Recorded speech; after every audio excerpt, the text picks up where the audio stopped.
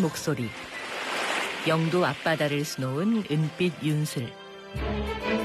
우리가 지켜온 부산의 소중한 모습들입니다. 이제 부산은 그 이상의 내일을 준비합니다. 첨단을 달리는 에코 델타시티의 일상부터 가덕도 신공항의 하늘길, 그리고 유라시아와 북극을 잇는 북극 항로까지 세계를 향한 거침없는 도약, 그 엔진은 바로 부산 사람입니다. 우리가 부산입니다. 우리가 부산입니다. 우리가 부산입니다. 당신의 자부심이 부산의 미래를 만듭니다. 이 캠페인은 대선공익재단과 부산영어방송이 함께합니다.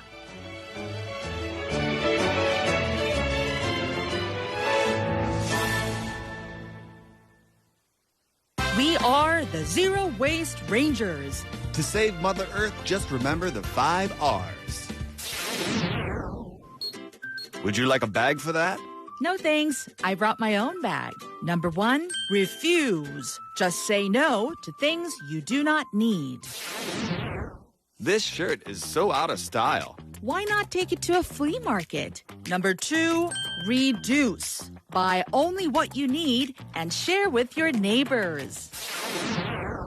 1 iced Americano coming right up. Can I get that in my tumbler? Number 3, reuse. Single use, that's not how we do things. This is such a hassle. Let's just throw it all in together. You've got to peel off the labels and rinse them out. Number 4, recycle. Rinse it, peel it, and recycle properly. This looks different from other sponges. It's a biodegradable loofah. Number 5, rot. Choose a product that returns to nature. Refuse, reduce, Reuse, recycle, and rot. The 5R pledge to protect our planet.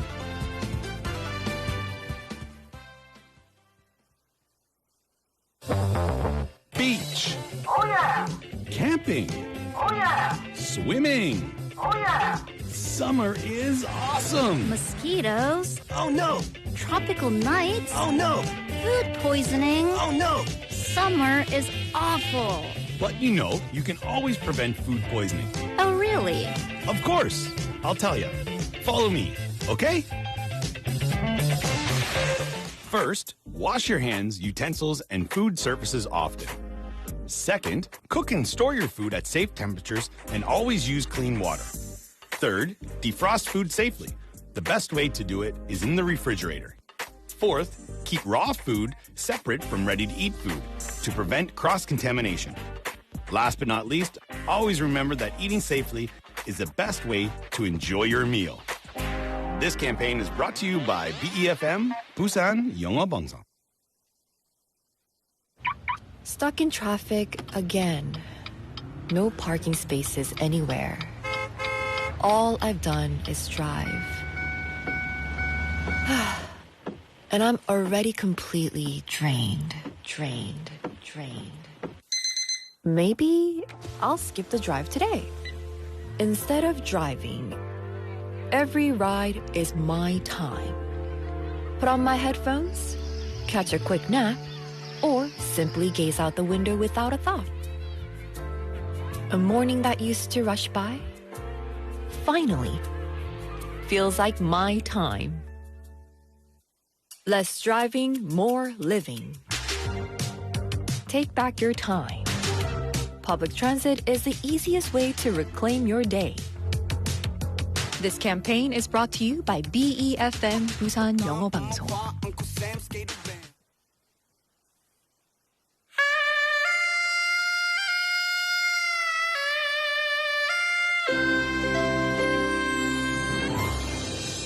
The time is now 7 o'clock.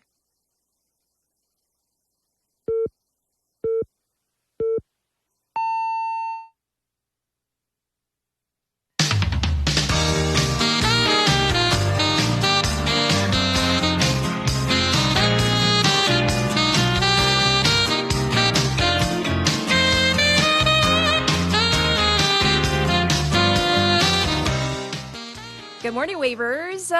Are you a fatty? No, I'm not trying to diss you at 7 in the morning. But now that I have your attention, let me reframe that question. Do you have a fatty liver? Well, 1 in 4 Korean adults has a fatty liver. That's according to the Korea National Institute of Health. Being overweight, having high blood pressure, high cholesterol, and type 2 diabetes are all risk factors. On the flip side, gradual weight loss, a healthy diet, and regular exercise can stop or even reverse early liver damage. So I know it's been so hot and it's been tempting to skip the workouts. Some of you I know have been really diligent, but maybe for those of you who have been hesitant in sweating even more during the summer, well, maybe we can kind of ease back into exercising together. I'm Catherine. This is Morning Wave in Busan on Thursday, August 20th on BEFM, 부산영어방송.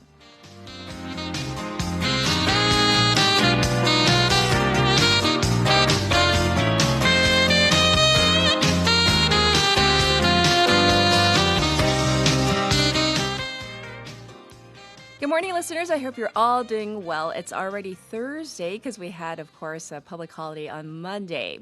So, by the way, the scientific term for a fatty liver is, in English, metabolic dysfunction-associated steatotic liver disease. That's a mouthful. Even in Korean, I had to look it up. I was like, what does it mean in Korean? It's like 대사 이상 지방 간 질환. That's in Korean. So, once again, you can stave that off by getting regular exercise, healthy diet. You know what to do, right? And that takes us to our text topic. And maybe it's a little connected, right? But what is your personal rule for taking the stairs versus taking the elevator? 자, 나는 몇 층부터 계단 혹은 엘리베이터로 간다.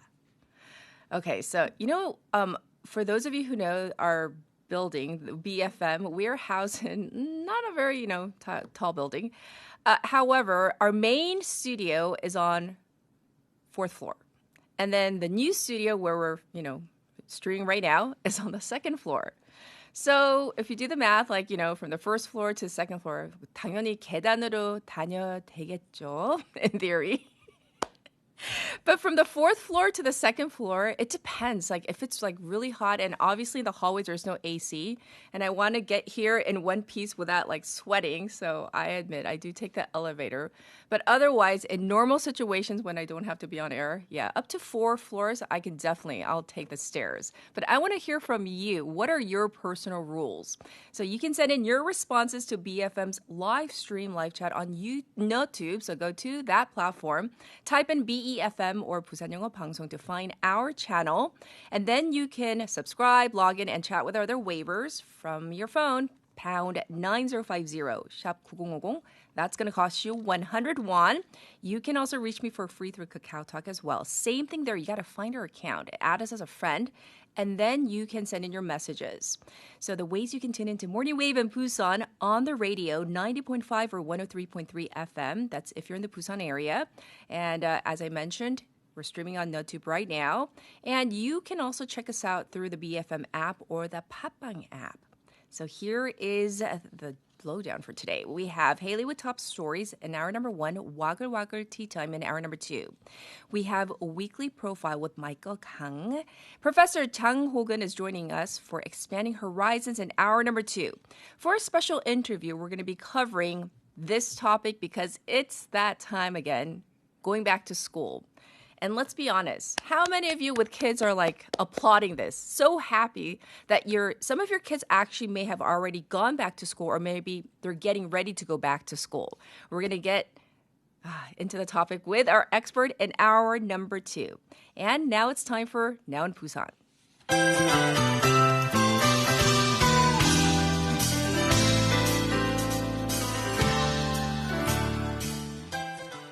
This is Now in Busan, our local news segment. Our first story is about the new DP chair who's vowing support for maritime capital Busan.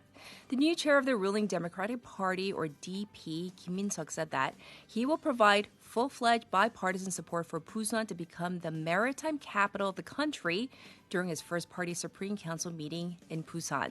So Kim said that he will meet with the opposition lawmakers of the city if necessary for Mayor Jeon Jae-soo as major issues require cooperation from the National Assembly and also the local council. And one such issue at hand is expected to be the relocation of the Korea Development Bank, KDB, to Busan ahead of the government's planned announcement of public institution relocations. Next up, Busan has been named Best Incentive Destination by the Stella Awards. The city of Busan and Busan Tourism Organization, BTO, said that the city has won the title of Asia's Best Incentive Destination by the 2026 MNC Asia Stella Awards. This category goes to the city that is deemed the most appropriate as a destination for corporate incentive trips. BTO said that this is likely the result of its excellent tourism infrastructure and city competitiveness, and expects this win to bring really great positive results in attracting more global events to our city. Moving on, let's talk about director Kim Jong-kwan's The Table day and night to open BIF. It's that time almost, not quite. The Busan International Film Festival, or BIF organizers, have selected director Kim Jong-kwan's film The Table day and night. This is about four couples who pass through a single cafe and about their stories and conversations. So BIF said that this film is elegant and assures showcasing the director's cinematic interest style and also perspective. The 2026 Busan International Film Festival will run from October 6th through the 15th. And finally, let's talk about the Busan International Comedy Festival, which is going to open tomorrow. So this is the 14th iteration of the Busan International Comedy Festival, opening tomorrow, running through August 30th across our city, Busan. This year's events will be centered around Bexco, but also take place across places like Haeundae, Milak, among other sites. The opening ceremony will take place tomorrow at 7 p.m. at Bexco with musical guests QWER, and the closing ceremony at the Cinema Center at 6 p.m. That's going to be on August 30th. This was Now in Busan.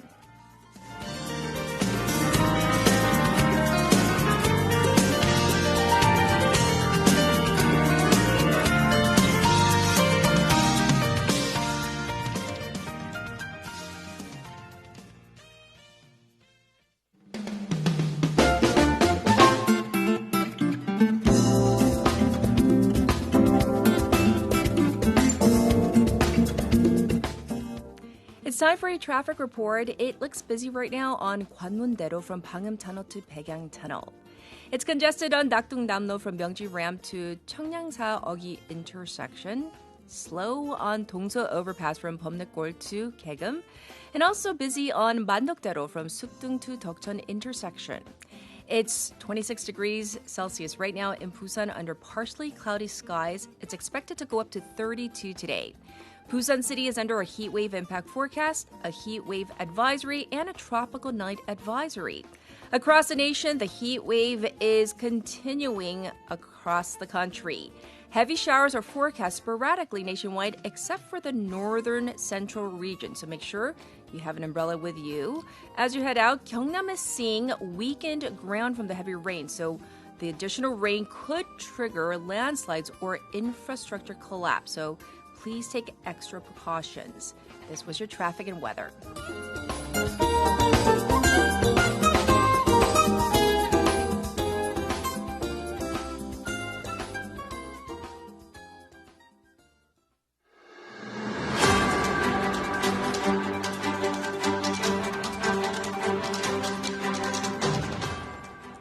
This is the morning brief. Trump says he will meet North Korea's Kim this year and puts North Korean nukes at 57. U.S. President Donald Trump said yesterday he will meet North Korean leader Kim Jong-un later this year, while noting that the country has 57 very powerful nuclear weapons, marking the first time he has cited a specific figure for Pyongyang's nuclear arsenal.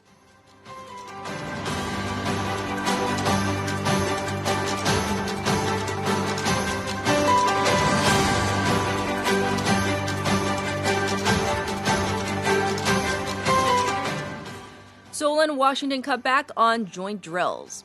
South Korea and the U.S. are scaling down their annual combined exercise at Washington's request after U.S. President Donald Trump ordered reducing the drills that North Korea could see as hostile.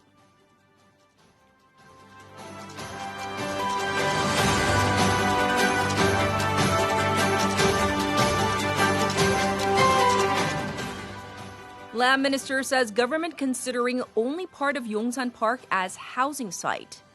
Land Minister Kim Yoon-duk said yesterday that the government is considering only using parts of Yongsan Park that have already lost some of their function as green spaces for limited housing development.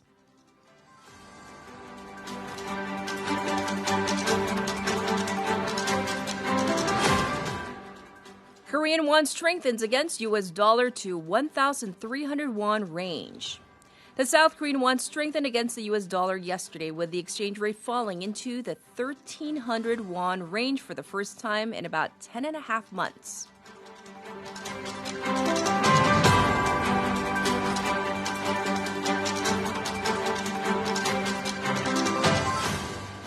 SK Hynix announces 40 trillion won share buyback. SK Hynix said yesterday it will buy back 24.07 million common shares worth 40.43 trillion won as part of a shareholder return plan. This was the morning brief.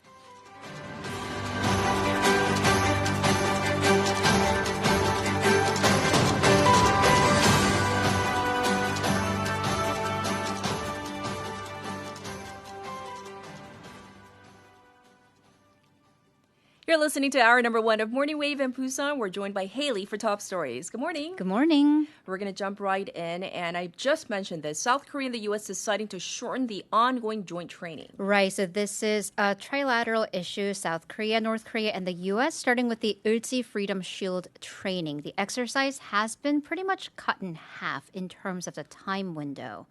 So South Korea's Joint Chiefs of Staff yesterday issued a press release saying that the duration of the exercises, that's been adjusted from the 17th to the 21st, that'll end tomorrow, ending 6 days earlier upon request from Washington, D.C. Right. So the two countries are also going to only conduct part 1 of the exercises, which focuses on the defense posture, and cancel the second part, which would have focused on the counteroffensive. And it seems that this decision was made rather abruptly. Right, so much so that even the South Korean foreign minister didn't know about it. So speaking to a parliamentary committee yesterday, Foreign Minister Cho Hyun said that even American officials were not aware of U.S. President Donald Trump's directives to shorten these exercises, let alone South Korean officials, that everybody pretty much found out via his Truth Social post. However, regarding the actual decision to shorten the exercise and by how much, this came after Defense Minister Ang Kyu-baek closely cooperated with and discussed the matter with his U.S. counterparts following that Truth Social post. And therefore, Foreign Minister Cho Hyun said it wasn't a unilateral declaration for South Korea. I see. North Korea, however, still showed a rather icy attitude. Because by most accounts, this was kind of seen as a conciliatory gesture from President Trump to North Korea. Well, Pyongyang yesterday actually slammed the Ulji Freedom Shield exercises and vowed to, quote, completely neutralize the enemy military threat and exercise its right to self-defense. And that's according to a commentary on the state media outlet, Korea Central News Agency. Actually, via the same outlet, North Korean leader Kim Jong-un's sister, Kim Yo-jong, she also said that the country is more concerned about the fact that the drills are still continuing rather than what scale they've been scaled down on, and that this is an unmistakable expression of hostility towards Pyongyang. Well, all of this is happening as President Donald Trump is seeking to hold talks with North Korea's Kim Jong-un. So how soon could this unfold? I mean, it could. The possibility of as soon as this fall, at least according to President Trump. So the Wall Street Journal, citing U.S. authorities, said that President Trump has been discussing ways to hold in-person talks with Kim Jong-un with his aides. In particular, they've discussed Trump potentially meeting with Kim while he is due to come to Asia next in November to attend the APEC summit in China. I see. Well, how concrete are these plans? Things are sort of up in the air right now. These are all unofficial. But President Trump reportedly sees a summit with Kim as an opportunity to restart these North Korea-U.S. talks. And an official from the White House said that the two will meet at an appropriate time. And this is similar to last year. If you remember when President Trump was in South Korea to attend the summit in Gyeongju, Yes. he did apparently seek to meet with Kim Jong-un during this time. But U.S. officials told the Journal that North Korea back then also did send back some positive signals, but they couldn't make the meeting happen because of the tight scheduling. All right, we're going to leave that story there. And of course, in continuing with this theme, this is a major developing story. This is one of the biggest stories right now. For deeper insight, we are going to connect to our foreign policy expert, Professor Kim Byung-ju of Hankuk University of Foreign Studies. Professor, good morning. Are you there? Good morning. Yes, well, the U.S. has significantly scaled back this year's joint military exercises with South Korea, and Seoul says that it was not informed in advance. So how significant is this move for the U.S.-South Korea alliance, vice versa, particularly in terms of trust and deterrence against North Korea? This is significant in the sense that for the last 50 years, this has never happened before. This exercise itself, in different names, have been continuing, as I said, for the last 50 years, ever since 1976.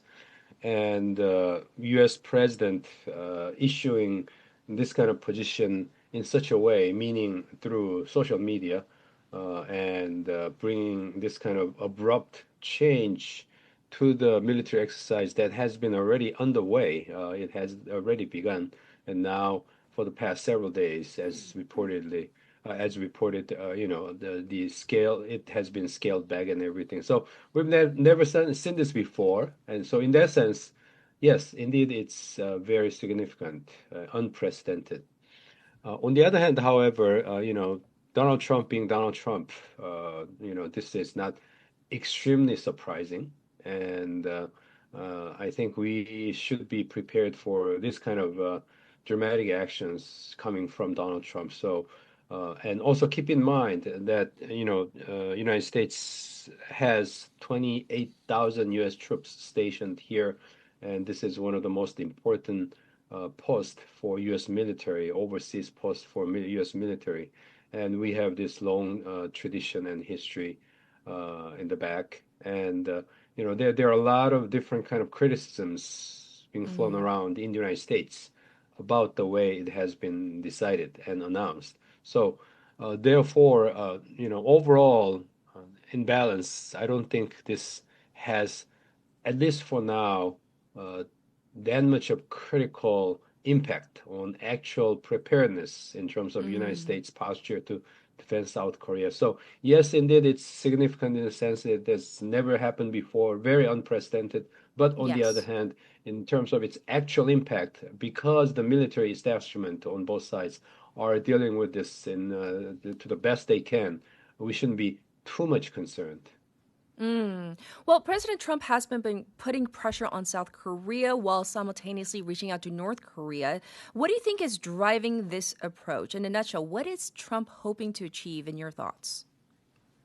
I think there are several different factors on the table right now. Iran is one. Donald Trump has been made looking pretty bad because of his handling of Iran situation. And November election is coming up, so he's looking for ways to make up for it. And maybe he's thinking, a lot of people may disagree, but he may be thinking, look, Iran's situation is not that great, but I'm doing this with Kim Jong-un, and I just met with him. He can announce after his APEC meeting in China, if such meeting is materialized, he can say, look, I met with Kim Jong-un, and I'm doing my best in terms of introducing greater stability in Northeast Asia.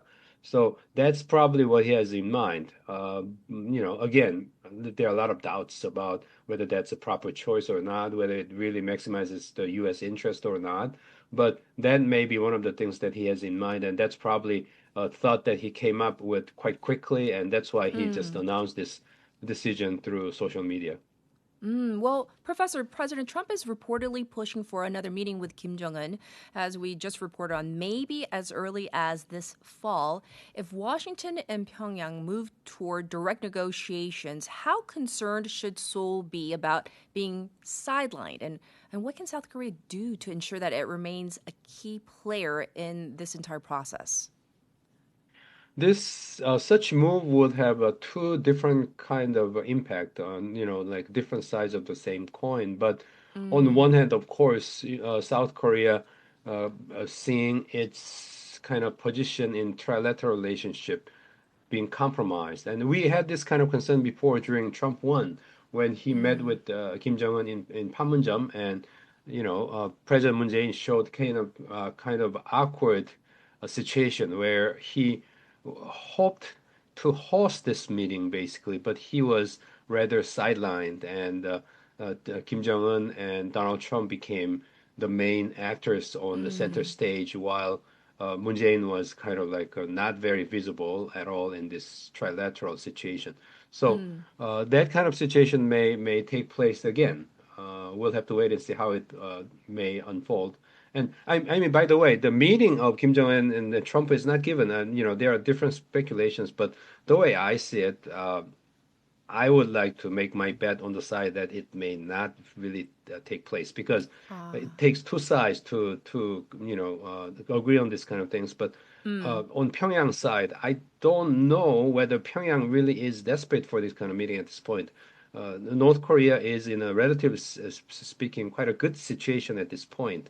It sees itself in a position where it is being recognized as de facto nuclear power, and it's working with Russia on Ukraine, further increasing its military capability and so on. It's not in desperation for, in needing anything at this point that desperately. So I don't know, first of all, whether that such meeting will take place or not. But once it's taking place, it will be presented. Donald Trump will do his best to present it as one of the big achievements on his foreign policy side. But how far he can go in terms of mileage he can record in terms of political side, domestic political calculation. Again, a lot is in doubt. Yes, and these two moving parts, the developments are happening at the same time once again, with the U.S. scaling back military exercises with South Korea while also seeking to reopen dialogue with the North. So do you see these moves as part of the same broader strategy? And if so, what could that really mean for South Korea? In terms of strategy on the United States side, I mean, it's Donald Trump's thinking, and as we saw, even the military establishment, he has replaced military establishment, but still, whatever is remaining in Pentagon and State Department, they don't seem to be taking fully side with Donald Trump.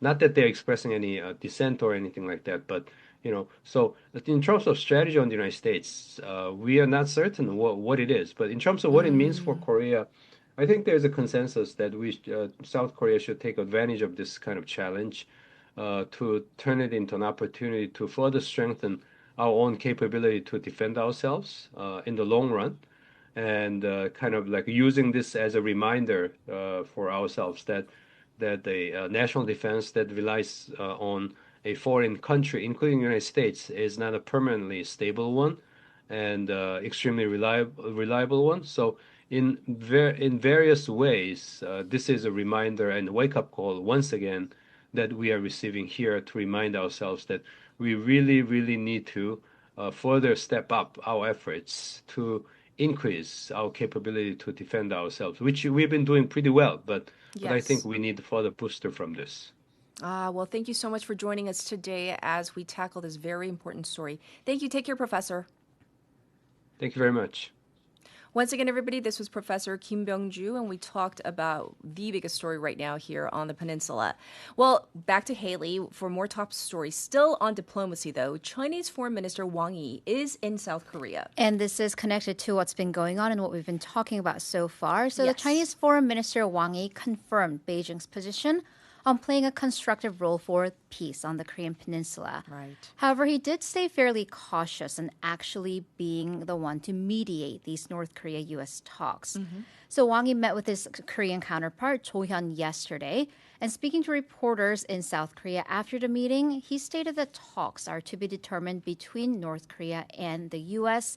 And the U.S. in particular has to change its hostile policy, at least according to Beijing, against North Korea that the U.S. has maintained for a while.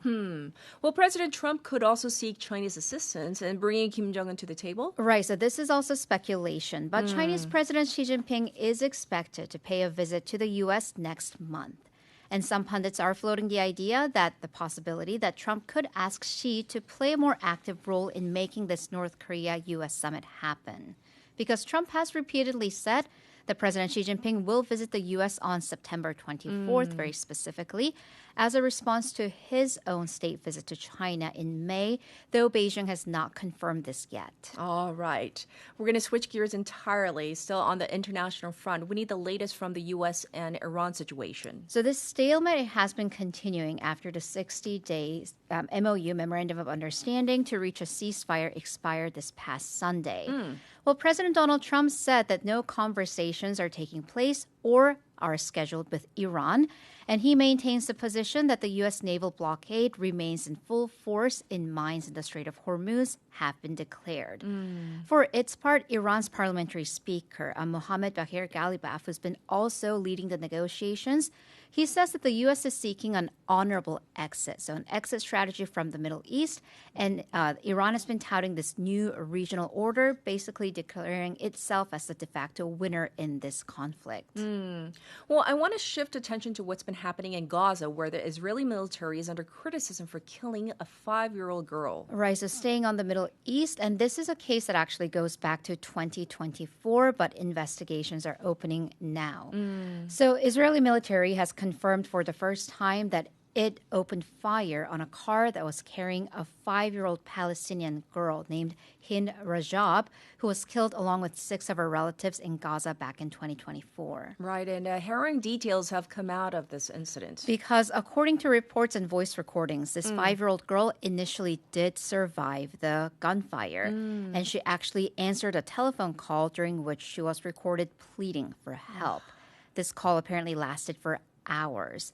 And when help did come, an ambulance was sent to reach her. In a move that was apparently coordinated with the Israeli army, the ambulance was then attacked upon, and that killed 2 paramedics.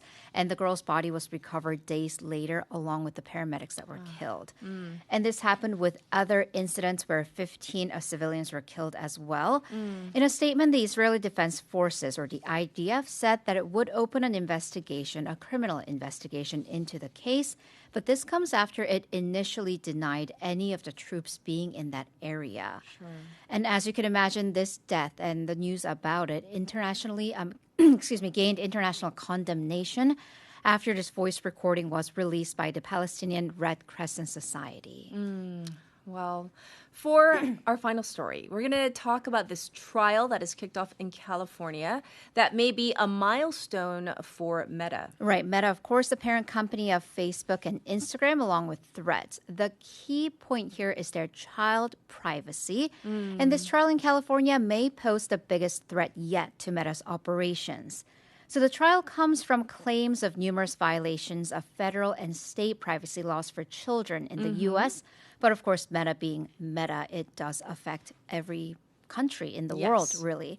So not only are the states seeking billions of dollars from Meta, they're demanding it make changes to Instagram and Facebook, including ending the like count, and then also the infinite scroll, and that would fundamentally change the way it operates. Right. One state attorney general described the case as the, quote, largest consumer protection lawsuit in American history. What exactly are their arguments at play here? Right, so a bit of logistics. While the trial is taking place in California, California is not the only state involved in the trial. It is California, Colorado, Kentucky, and New Jersey representing the case, the states, although 29 states are involved. So they're arguing that features like likes, autoplay, the beauty filters, and more are designed to keep users, especially teenagers and children, on the platform as often and for as long as possible. Yes. And they're also saying that by allegedly targeting child users, Meta chose to exploit these young people in order to hook them onto the platforms at an early age to grow their user base and basically to reach its current stock value of $1.5 trillion. Meta, for its part, has consistently denied the claims and said that it's long been committed to supporting young people. Well, I understand that witness testimony has begun. Right, so we are in this very long trial. In the latest, Meta's whistleblower said that its CEO and founder, Mark Zuckerberg, allegedly lied about concerns for child safety. So quite a statement there. The whistleblower said that the company was aware of the harm that its product was causing for children and included its recommendations of pushing content from sexual predators and violent and graphic images. The whistleblower said that he was a former employee. He repeatedly raised issues to various Facebook and Instagram executives, but that they did little to resolve it. So those in the know in the industry say that this may be akin to the big tobacco lawsuits, the tobacco moment back in the 1990s. Previously, tobacco companies could really do product placement and advertise their products as cool. But then from that lawsuit, they, number one, had to pay astronomical amounts, and number two, really couldn't run those advertisements anymore. So will this be a big tobacco moment? We'll have to see. Yes. Well, thank you for your thorough reporting. We'll check in with you in hour number 2. Thank you, Haley. See you in a bit. All right. It is time for a song break. So speaking of the text topic, because we were talking about like stairs versus elevators, this is a song request from Benny, Elevator by JYP.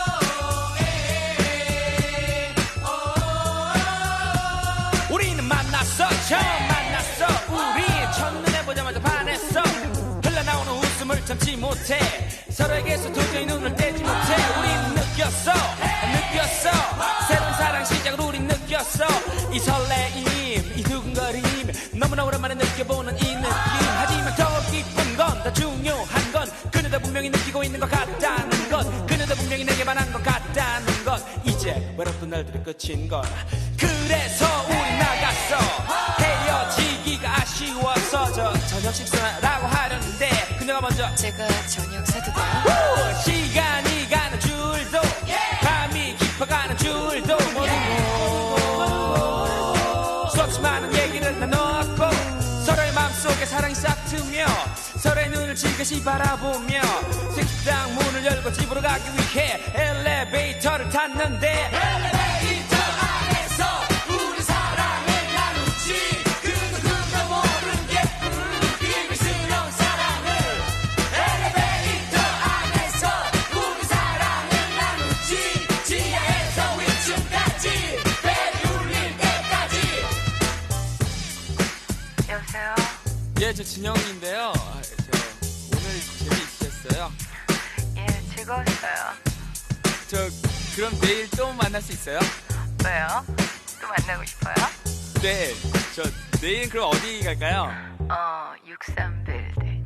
그 오랫동안 우리 만났어 서로의 마음속에 들어갈수록 들어가서 들여다볼수록 점점 더 빠져들었어 이제 들킬 수가 없어 호기심을 좋아하는 걸 사랑을 향해 다가가고 있어 이제는 때가 됐다 생각이 들었어 카페에서 마주보고 앉아있다가 일어나서 그녀에게 다가가 우리 이제 이렇게 앉자며 옆에 앉았어 자연스럽게 그녀의 가는 어깨 위에 살며시 팔을 올리려고 하는데 그녀가 먼저 살며시 내게 기댔어 우와 밤에 흐르는 눈물 좋아 그럼 용기를 내서 뽀뽀를 해보기로 마음을 먹고 눈을 맞추며 조금씩 다가가는데 박진영씨 사인 찍어주시겠어요? 그래서 난 모든 걸 잊고 깨끗이 마음을 비우고 카페 문을 열고 집에 가려고 엘리베이터를 탔는데 무슨 생각해? 너랑 같은 생각. 무슨 생각인데? 엘리베이터 안에 너랑 나밖에 없다는 거. 엘리베이터 안에서 우리 사랑을 나누지 그 누구도 모르게 비밀스러운 사랑을 엘리베이터 안에서 우리 사랑을 나누지 지하에서 위층까지 배를 울릴 때까지 엘리베이터 안에서 우리 사랑을 나누지 그 누구도 모르게 비밀스러운 사랑을 엘리베이터 안에서 우리 사랑을 나누지 지하에서 위층까지 배를 울릴 때까지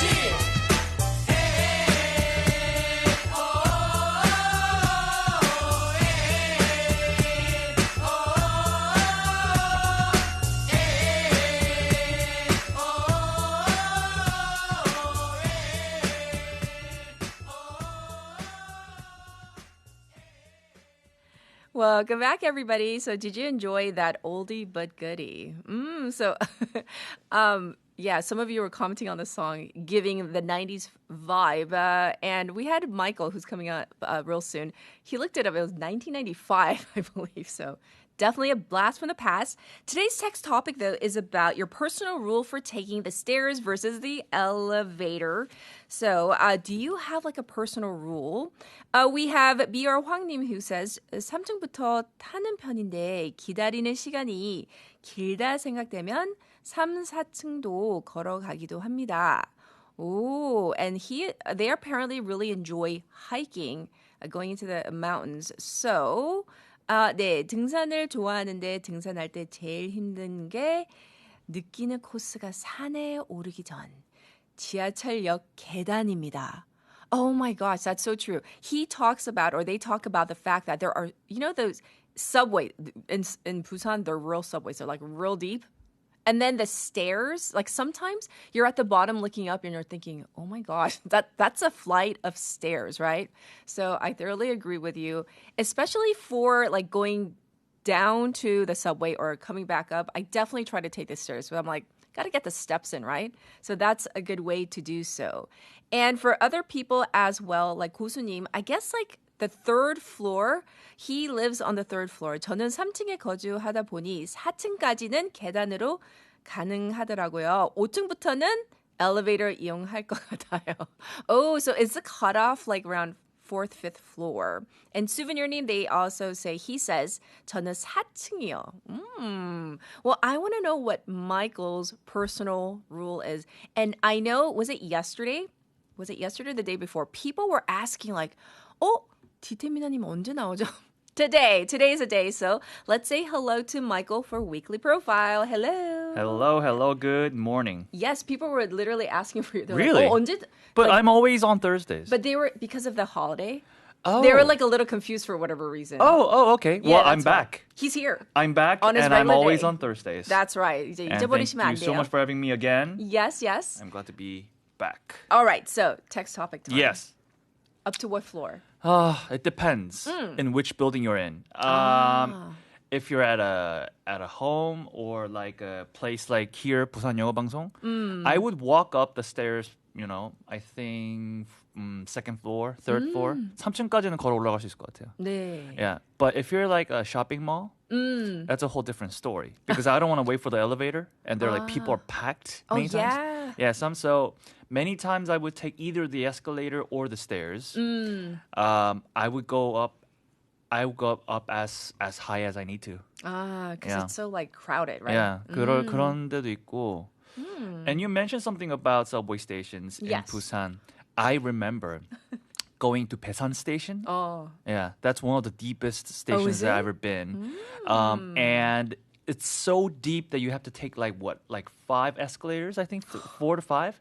And there are times when these escalators are shut down. Oh, for repairs? Yeah, and they do have elevators, but sometimes it doesn't work. Oh, no. So then all you have left is the stairs. 11번, your legs. 네, 배산역 진짜 정말 운동돼요 거기. 알겠습니다. Check. Avoid that station. Got it. Yeah, either the previous one or the next one. Get Okay. off. Yeah. That's a good tip.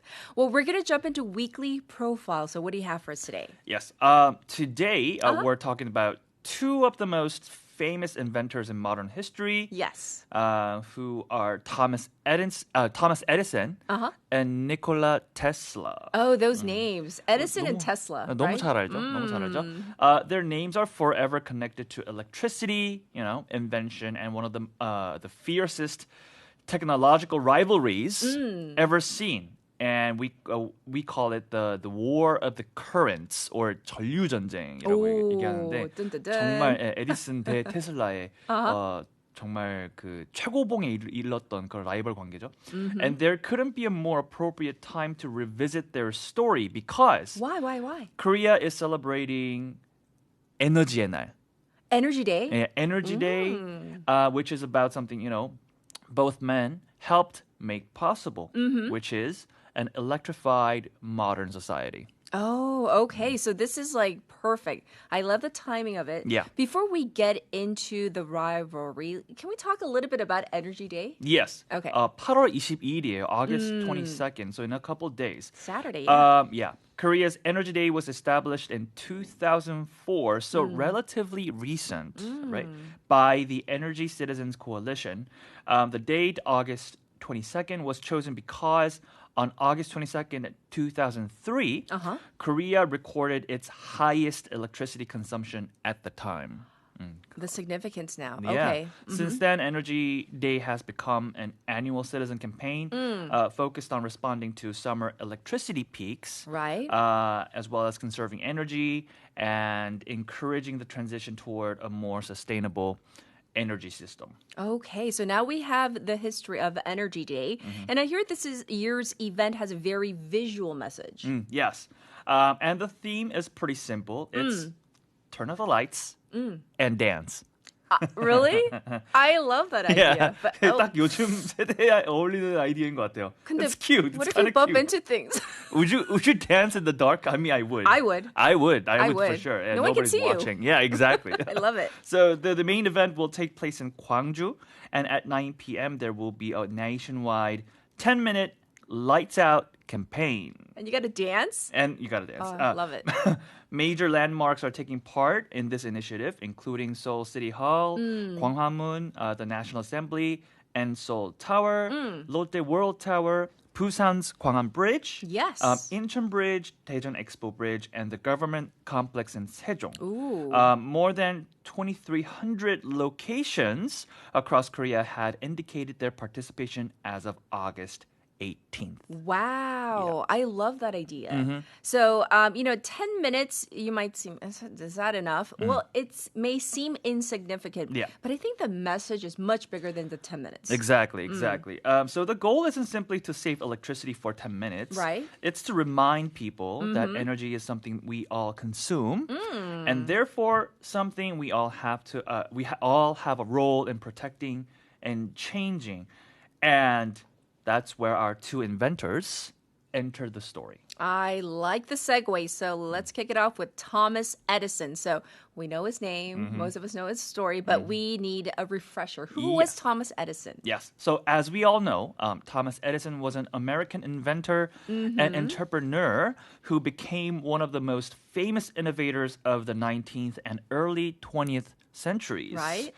He eventually produced more than 1,100 inventions and patents. Wow. 1,100개를 넘는 제품들을 발명을 하신 거예요. I cannot imagine. I mean, Even getting like one invention. 하나라도 발명할 수 있을까요? Or like I don't know. patent is a whole different. That's a whole different Yeah. beast. It's so difficult. Yeah. these days It's anyways, like yes. it's like you have to really earn it, right? Yes. It's a very difficult process. Anyways, so these inventions range from electrical technology to sound recording, Yes. and motion pictures. Ooh. He became famous for a very particular philosophy of invention, which is persistence. Yes. 요거 다 아시는 문구일 것 같아요. His famous line was that genius is 1% inspiration and 99% perspiration. Love it. Perspiration meaning like sweat. 요거 옛날에 눈물. 초등학교 네. 때 맨날 들었던 것 같아요. 예. It's a good one, though. 천재란 1%의 영감과 99%의 노력이다. 네. So that idea reflected his working style. Yes. He believed problems could be solved through relentless experimentation. Sure. And his laboratory became famous in its own right? Exactly. Yes. So in 1876, Edison established his research laboratory in Menlo Park, New Jersey. There, working with teams of assistants, he developed technologies including the phonograph and practical electric lighting systems. Right. And people began calling him the Wizard of Menlo Park.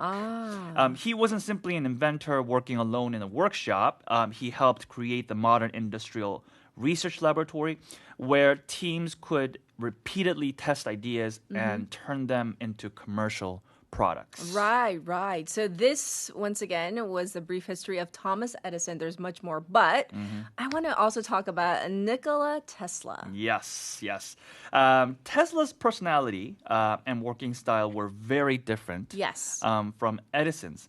Born in 1856 in the region of Smiljan in what is now Croatia, Tesla demonstrated extraordinary abilities in mathematics, physics, languages, and music from a very young age. All of the above. Wow. I Wow. mean, something that I'll never attain.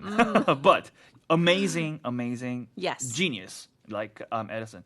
But unlike Edison, who was known for repeated experimentation, Tesla often preferred to develop a detailed theoretical concept first and then construct the machine, right? So it wasn't just about experimentation for Tesla. It was about the detailed pre-thinking, processes. Right. He had an extraordinary ability to visualize mechanical and electrical systems in his mind. My goodness, something that, of course, I could never even think or fathom of achieving. But eventually he went to America, right? Yes. So Tesla worked in Europe before joining Edison's company in the United States in 1884. At first, the two men seemed like a natural combination. So Edison had commercial power, manufacturing experience, and a growing electrical business. Right. Tesla had new ideas about motors and electrical systems, but their relationship quickly deteriorated. That's right. So do we know what exactly caused kind of like the conflict? Yes. 요거 뭐 아시는 분들은 너무나 잘 아시는 이야기일 것 같은데 what caused the conflict is ironically electricity itself. 전기를 두고 싸우기 시작한 거예요. 네네네. So more specifically, direct current or DC 이거를 이제 직류라고 하면 versus alternating current 교류 or AC, right? So DC AC. AC/DC. Yeah. Edison strongly supported DC, 직류를 선호를 했어요, Edison은, which flows in one direction. Tesla, on the other hand, believed AC, which periodically changes direction, offered a much better system for transmitting electricity over long distances. The basic issue was efficiency. 효율성이죠. With Edison's DC system, power stations had to be relatively close to consumers because transmitting electricity over long distances caused significant losses. Yes. AC could be transformed to much higher voltages, allowing electricity to travel much farther before being reduced to a usable voltage for homes and businesses. Yes. So this was not just like a little scientific disagreement. Not at all. It was also a battle over the future of the entire electrical industry. Yes. Edison had already invested heavily in DC infrastructure. Tesla's AC system threatened that investment. And then that relationship or disagreements, it became personal. Yeah, very personal from my point of view. Yes. So according to the accounts, so Edison asked Tesla to improve the efficiency of motors and generators. Yes. And promised him a large bonus if he succeeded. Okay. So what happened? I mean, it's Tesla, right? He's a genius. So Tesla obviously completed the task and later asked for the promised payment. The two men clashed over the issue, and Tesla eventually left Edison's company. Yes. And that was the beginning of a bitter rivalry. Dun, dun, dun. Yes. Seriously, right? 체불하면 안 돼요. 아유, 안 돼.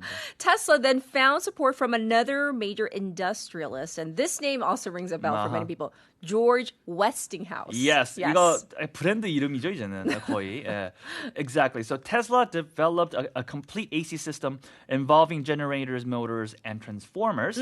George Westinghouse recognized the potential of Tesla's technology and acquired rights to his patents and invested heavily in developing the AC system. And by around 1888, the War of the Currents, 전류전쟁, was in full swing. Yes. So, how did Edison respond to this? So Edison went on the offensive. He argued that high voltage AC electricity was extremely dangerous. 그러니까 상대 진영 지금 욕을 하는 거예요. 그냥 막말로 하자면은. He distributed warnings showing the dangers of electric shock and tried to convince the public that AC was simply too dangerous for homes. One particularly controversial part of the campaign involved efforts to associate AC electricity with the newly introduced electric chair. That electric chair? The death 전기의자, penalty? yeah. 참. Yeah. That sounds extreme. Yeah, it was. Right. It was. The idea was to make AC synonymous with death in the public imagination. 그러니까 교류를 쓰면은 너무 위험하다라는 거 보여주려고 했던 건데 animals were electrocuted in demonstrations and newspapers reported on them in sensational terms. So here, we can see that the intention was clear. If people believed AC was the killer current, literally. Yeah, killer current, perhaps they would choose Edison's DC system instead. But I have a feeling, right? Tesla did not just sit there and take it. How did he fight back? Yeah, so Tesla used this demonstration of his own. He famously allowed high-frequency electrical currents to pass through his body in controlled demonstrations, trying to show that electricity was not simply a question of one type being inherently good and the other bad. So yeah, he was more focused on how safe it is, and he did prove that it could become a technology for the future. Yes. And then so in terms of the wrap up, because we got to wrap up real soon. Yeah. How would you describe this legacy, these amazing two rivals? Because they're brilliant.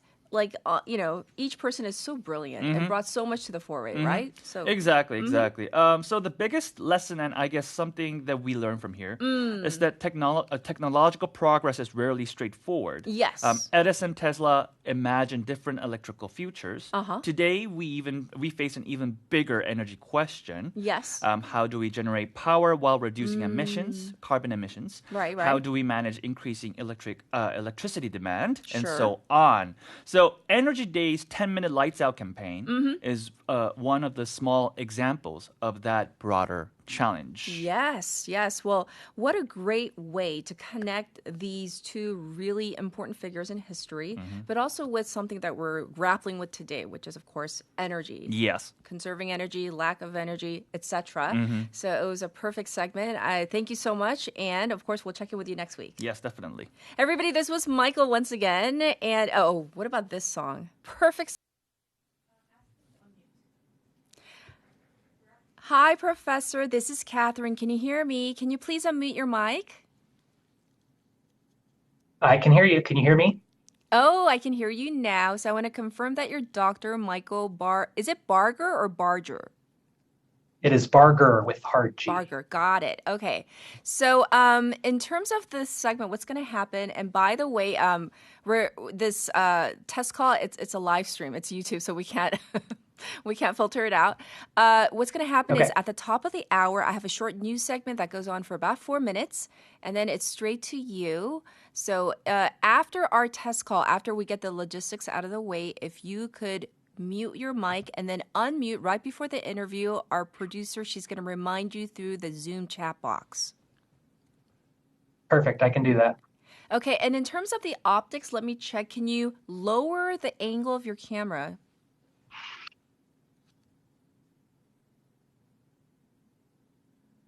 A little better? Yes, it is. And then can you count from 1 to 5, please? Last check. 1, 2, 3, 4, 5. All right, nice and clear. So I look forward to our conversation. So after I say goodbye, if you could mute your mic and then unmute, and please check your Zoom chat box. All right, sounds good. All right, thank you. To things you do not need. This shirt is so out of style. Why not take it to a flea market? Number 2, reduce. Buy only what you need and share with your neighbors. One iced Americano coming right up. Can I get that in my tumbler? Number 3, reuse. Single use, that's not how we do things. This is such a hassle. Let's just throw it all in together. You've got to peel off the labels and rinse them out. Number 4, recycle. Rinse it, peel it, and recycle properly.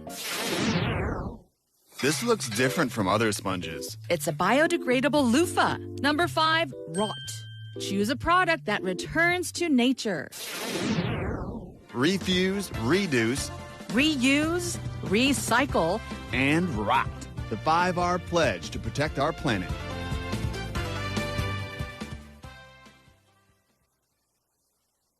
아직 어렵게 느껴지는 영어. 아이들 영어는 어떻게 챙기시나요? 부산 영어방송이 준비한 어린이 영어 콘텐츠 세상. BFM 키즈 영상 채널이 여러분을 찾아갑니다. 샘 해밍턴과 윌 벤저스 그리고 모모랜드 낸시가 함께하는 BFM 키즈에서 영어로 듣는 부산 설화와 전래동화.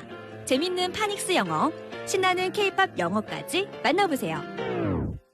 우리 아이의 영어 실력과 창의력을 쑥쑥 키워줄 특별한 어린이 영어 채널 BFM 키즈가 여러분을 기다립니다.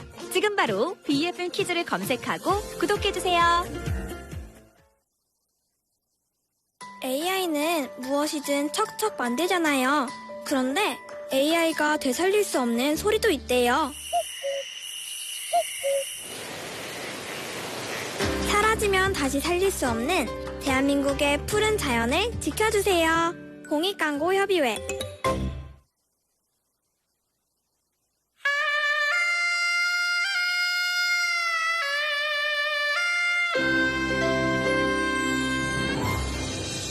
The time is now 8 o'clock.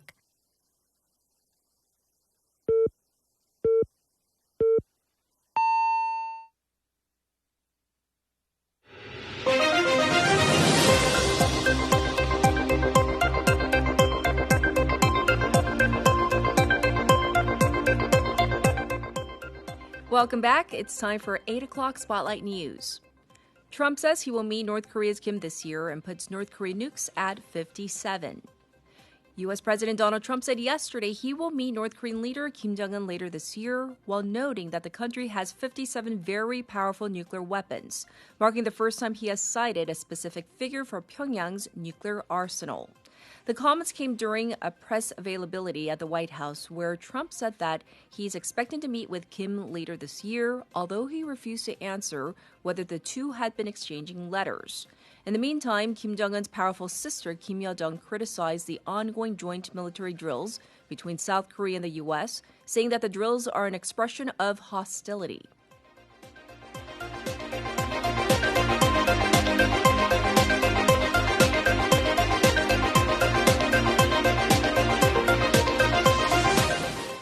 Seoul and Washington cut back on joint drills. South Korea and the U.S. are scaling down their annual combined exercise at Washington's request after U.S. President Donald Trump ordered reducing the drills that North Korea could see as hostile. The allies will conclude the Ulji Freedom Shield UFS exercise tomorrow, cutting the 11-day duration nearly in half, according to Seoul's Joint Chiefs of Staff, JCS, and the U.S. Defense Department. Field training exercises, a core part of the drills, will also be reduced to some extent, with discussions underway between the two militaries to decide on the detailed plans, the JCS said.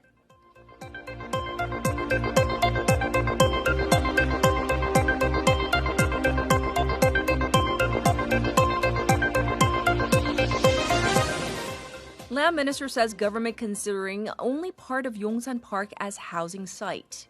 Land Minister Kim Yoon-duk said yesterday that the government is considering only using parts of Yongsan Park that have already lost some of their function as green spaces for limited housing development. Kim dismissed concerns that the government plans to turn the Central Seoul Park into a massive public housing development as part of efforts to increase housing supply in the capital. Kim said he plans to discuss the proposal today with Seoul Mayor Oh Se-hoon, who has openly opposed developing green areas in central Seoul for housing.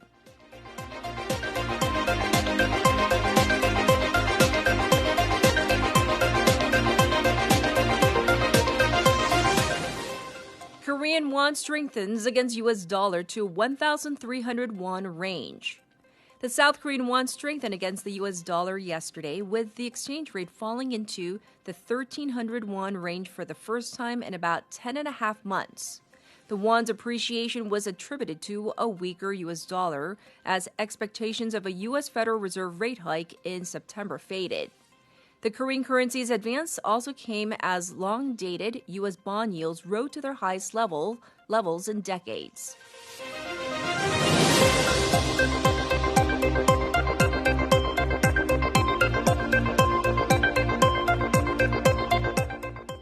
SK Hynix announces 40 trillion won share buyback.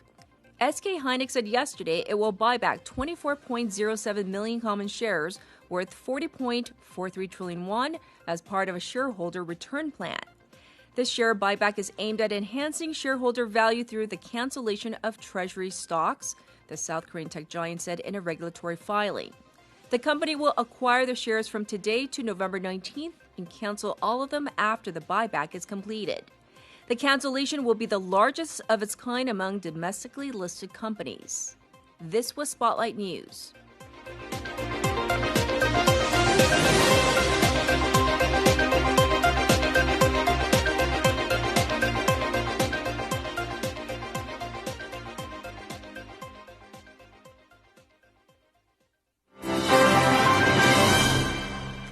It's time for a special interview. You know, back to school, this period is here for some people and it's around the corner for many others. After a long summer break, students are getting ready to return to the classroom. But getting ready for school isn't just about, buying new supplies or adjusting sleep schedules. It's also about getting children mentally prepared to learn again, rebuild their study habits and approach the new school year or semester with the right mindset. So what can students, parents, and caretakers do to make that transition back to learning a successful one? Today, we're going to take a closer look at this with an expert. We have Dr. Michael Barger, Associate Professor in the Department of Educational Psychology at the University of Georgia, who specializes in student motivation and parents' involvement, and caretakers, I'm sure, as well in education. Hi, welcome to the program. Hello, thank you for having me.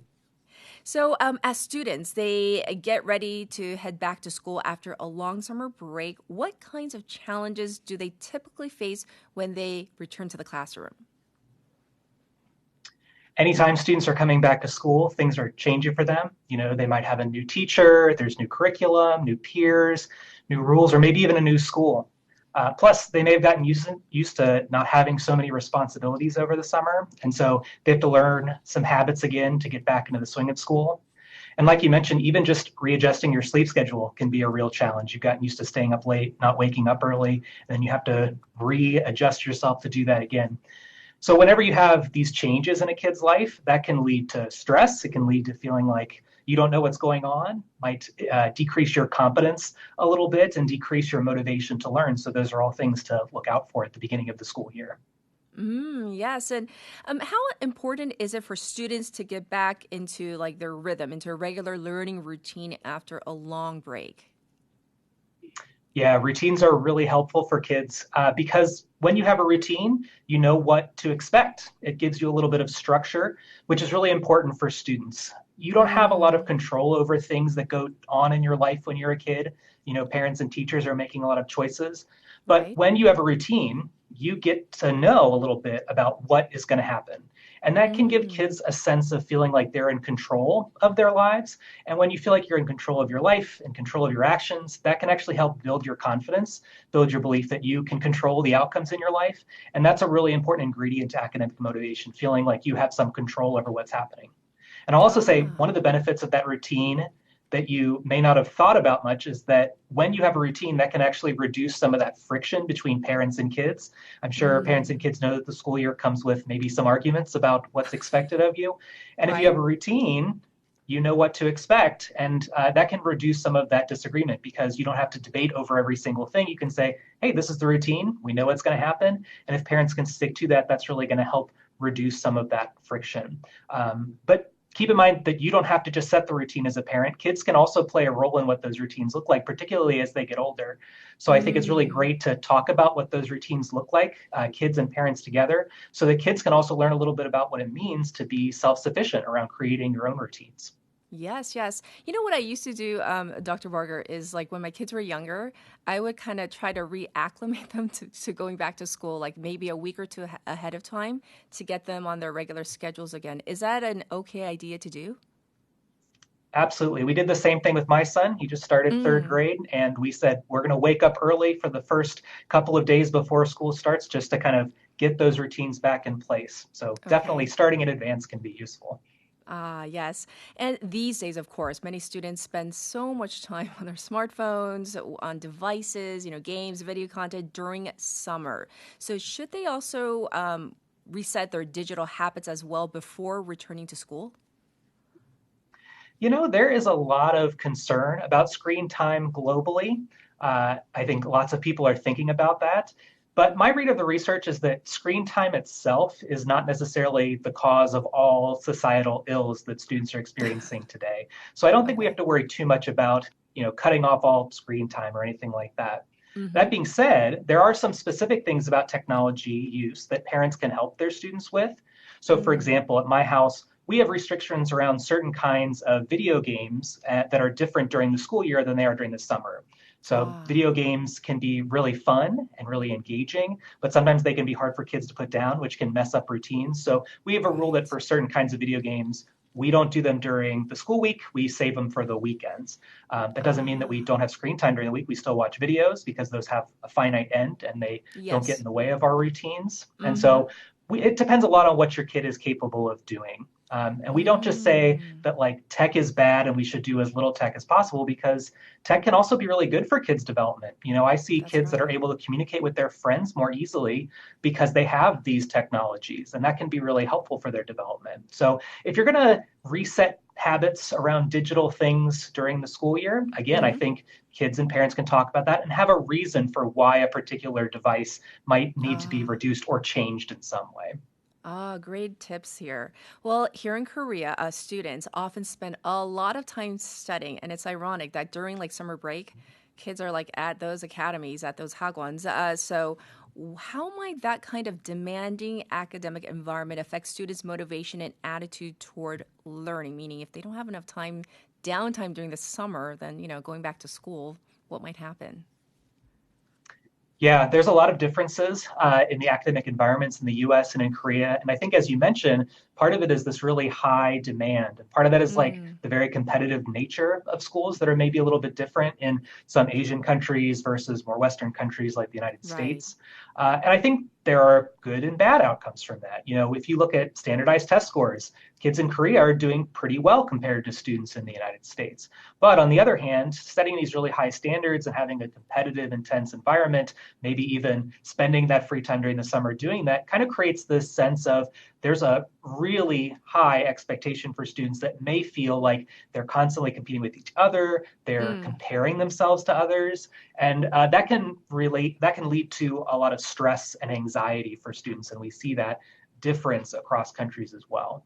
Now, I'm not going to sit here and say, oh, we should do it one way or the other, one country is better, but I think we can kind of learn from each other about what we do well. So holding really high standards, I think, is good for students. But I think also we want to think about ways that we can reduce some of that academic pressure so that we're not undermining students' natural love of learning.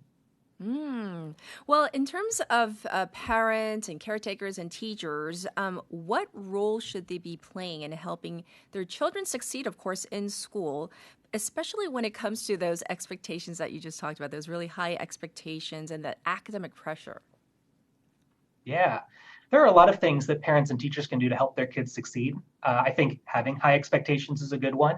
Kids can tell when you believe that they're going to be able to have success, and then they can believe in that themselves. Another thing that parents can do is be involved in their kids' schooling. But the things that parents can do that are the most helpful are actually pretty simple. It's things like communicating with the teacher, encouraging your kids when they come home, taking an interest in their interests, or doing informal learning, like reading to your kids or playing games that might have some educational components. What you don't need to do is spend all of your time looking over your kid's shoulder or doing their homework with them. Right. One metaphor that I really like is from scholar Alison Gopnik, who says that parents should be more like a gardener than a carpenter. So if you are a carpenter, you're following directions. You're saying, I'm going to build my kid exactly this way. And I think that increases a lot of that academic pressure if you say, I want my kid to be this particular way. If you think about yourself more like a gardener, what you're doing is you're trying to provide fertile soil. You're trying to make sure that your kid is watered and is getting sunlight. And I think that allows, just like a flower, to grow the way that it naturally wants to, as opposed to into one specific thing that you have in mind. And I think using that metaphor might be a helpful way to reduce some of those academic pressures. I love that, gardener versus carpenter. I'm sure we're going to remember that one. Finally, rather than trying to do everything perfectly, especially during that maybe first week back to school, what could some of the more realistic goals be for students to set for themselves? That's a great question, because I agree that you should not be worried about perfection. If your goal is perfection, then you're going to be thinking about mistakes, and you're going to be thinking about those mistakes as failures, and your entire objective is going to be to try to avoid them. But we make mistakes all the time when we learn. That's part of learning. And if you spend all your time worried about mistakes, you're going to miss opportunities to learn or maybe even try something new. So what I'm going to tell any students that are out there listening is that you should set goals that focus on what you want to get better at, what you want to improve at. And don't worry about comparing yourself to other students. Maybe think about how you yourself want to get better this school year. So do you want to get a little faster at multiplication? Do you want to read a book that's longer than you've ever read before? Do you want to make it so that your mom doesn't have to remind you about your homework this school year? Think about how you want to improve and focus on that, because that's going to help you focus on getting better, which is something that everybody is capable of. And that's going to help you have a better school year. Well, thank you so much for your great insight and your tips as well. So wishing you a happy back to school as well. Thank you, Dr. Barger. Yeah, good luck at school, everybody. Thank you. Once again, this was our special interview. I love that, the gardener versus the carpenter. I think we can take a page out of that book. And I'll be back in just a moment.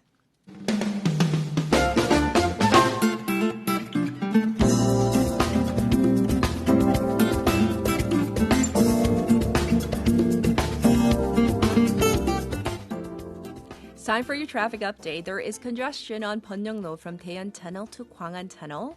It's also slow on the Dongso overpass coming into the city right around Jure. And it's also congested on Yeonsuro from Suyong to Mangmi intersection. It's currently 27 degrees Celsius here in Busan under partially cloudy skies, and it's going to go up to 32 today. Busan City is under a heat wave impact forecast, a heat wave advisory, and a tropical night advisory. The heat wave is coming down across the country, and heavy showers are forecast sporadically nationwide except for the northern central region. So make sure you have an umbrella in your bag as you head out. Gyeongnam is seeing weakened ground from the heavy rain, so additional rain could trigger landslides or infrastructure collapse. So please take extra caution. This was your traffic and weather.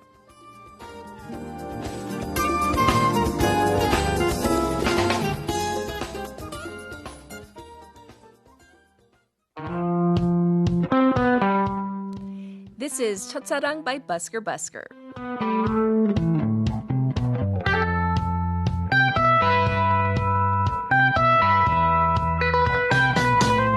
처음 널 봤을 때 왠지 다른 느낌 너와 함께 말하고 싶어 웃을 때마다 이 맘을 알아가 다시 널 볼 때마다 나의 맘이 너무나 커져 이제 나의 시간은 항상 너와 웃으며 이 밤을 그리워하며 하루를 아쉬워하며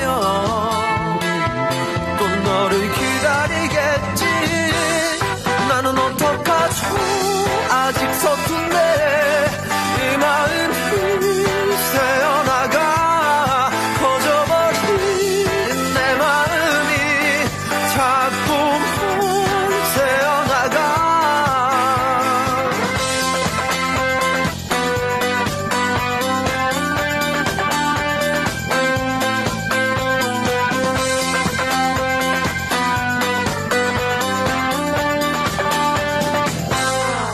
네가 없을 때 왠지 아픈 느낌 이 마음을 전하고 싶어 눈을 감으면 또 네가 떠올라 이제 숨 쉴 때마다 네 모습이 너무나 커져 이제 나의 사랑은 항상 너와 웃으며 이 밤을 그리워하며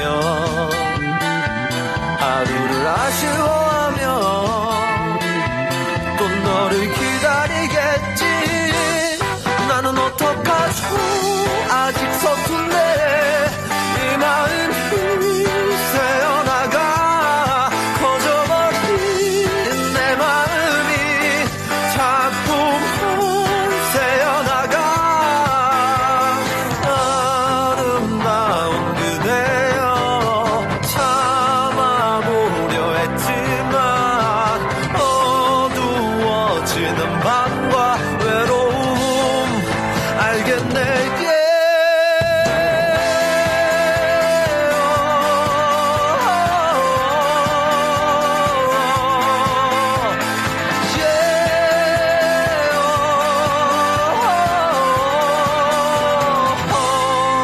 어떡하죠 아직 서툰데 이 마음이 새어나가 커져버린 내 마음이 자꾸만 새어나가 조금만 더 그대를 잡아보려 했지만 커져버린 내 마음과 커져가는 네 마음이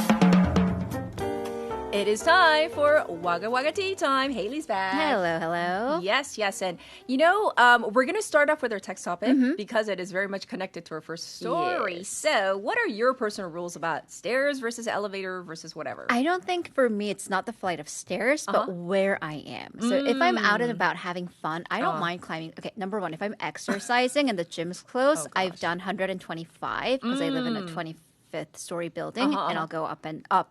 Never down. 5 times. And then, so 125. If I'm out and about, I can, I do a good amount of stairs. But if I'm at work, if I am here to provide my professional services, yes. Am I taking this elevator from the 2nd floor to the 4th floor? Yes. We do. The three of us always get on the same elevator. And we always collude to make sure that we're all together. Yeah. It's strength in numbers. And we're we're saving energy almost by with the three of us taking the same elevator. 1 trip, 3 people. Yes. The math. Yes, it does. But I like that. You're justifying our 2-flight elevator, right? All right. So this is a conundrum for escalators. 1 line versus 2 lines. And here's my question to you, Waivers, Catherine, our producer. Do you stand, don't walk, stand on the left side of the escalator? No. Wait. Don't people stand on the right? People stand on the right, but what about on the left? Oh no, that's like 길막 아니에요? Well, here's the thing. you're supposed to stand in 2 file lines. Oh, you are? You are. Oh, right, I didn't know that. but then I'm gonna get pushback from I think the general internet and you and our pretty like everybody else basically because the social convention it seems it's always been single file line That's to the what I right thought. and then let people through on the left. Yes. So anywhere you have escalators, you will see people do just that. But the government has been trying to change that culture because it's been pointed out that number 1, it could be dangerous, and number 2, bad for the escalator itself. Really? So is this like an official process? It kind of is. So the Interior Ministry and the Korea Elevator Safety Agency, which abbreviates its name to KOELSA, I wanted to throw that too. Okay. Right? So they're holding a policy discussion forum later this month, and they're going to be talking about escalators and safety. Okay. So actually last year, the government did say that they are going to pursue this 2-line approach, 2-line standing approach. But this time, rather than this being the conclusive result from the get-go, they're going to look at the causes of many escalator accidents, how people use them, maintenance and upkeep issues. Okay. And Interior Minister Yoon Ho-jung said that escalator culture is really closely tied to our day-to-day lives, and therefore it has such diverse opinions, and that warrants further discussion. Okay, well, what is the deal with the lines once again? Is it 1? Is it 2? So, all right, let's go back to kind of the history. Back in 1998, this is when the single file lines were encouraged by the government. So that was their official stance, and civil society too. And that definitely spread and stayed with the 2002 World Cup. That was seen as the social etiquette and the norm. But then safety issues began happening, like people like busting through, people trying to move, get out of the way. Sure. In 2007, they started to push the 2-line approach. But then people are like, no, I got to get places, get out of my way. So that didn't take hold. Therefore, the government officially stopped the 2-line campaign in 2015. So that was 11 years ago. Okay, well, what's the problem? Why can't we not? I'm like so defensive, like, hey, what is the problem with single file lines on escalators? Falling. Okay, so between 2016 and last year, there have been 135 major escalator-related accidents, so heavy injuries.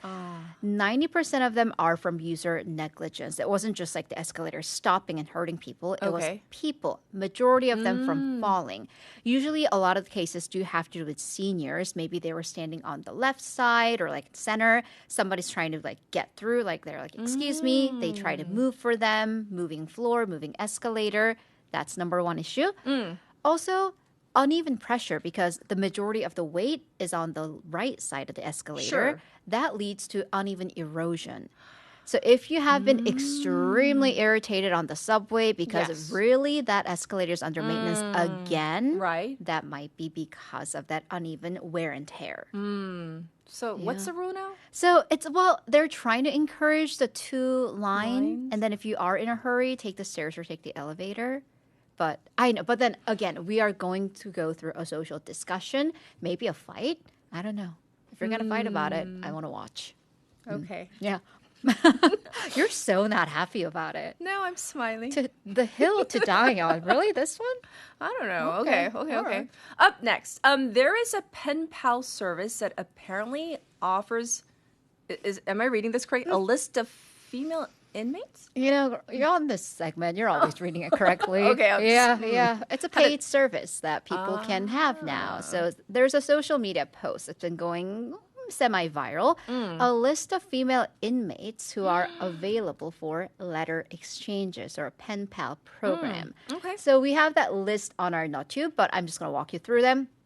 It's a chart, numbered, names redacted, where they're being held, their age, range, and then like miscellaneous information, height, weight, MBTI, blood type, past history, like, oh, this person's a dance major, was a dance major, appearance or personality that one might find appealing, like this woman has more of a girl crush personality, this person's very cutesy, 애교, that's a term that's used on that piece of paper.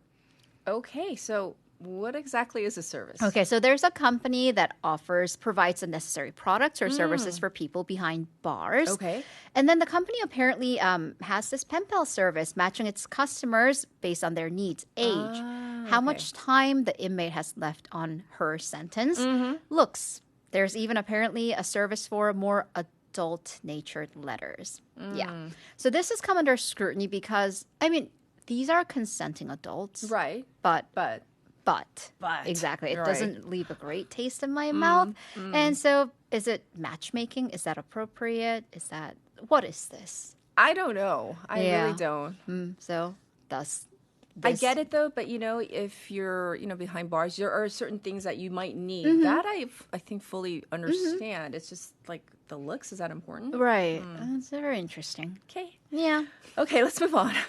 So we're going to do a deep dive into music history. And when I saw the death of Tupac Shakur, I mean, some people are so young, they weren't born. They're like, what is Tupac? Tupac is not a what, it's a who. It's a who is a legendary West Coast rapper. Yes. And the reason we are doing this is because after 30 years, the murder trial for the death of Tupac Shakur has started. Wow. Right. So this has remained as one of the most notorious mysteries, criminal mysteries in the U.S., but in the music industry as well. Was that like a dig, like Notorious B.I.G.?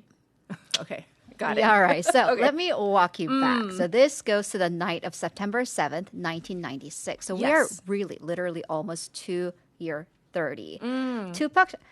Okay, I knew she was going to do this. Our producer, she doesn't get it? Notorious B.I.G., Tupac, East Coast, West Coast. 찾아보세요. Gen Z's. Okay.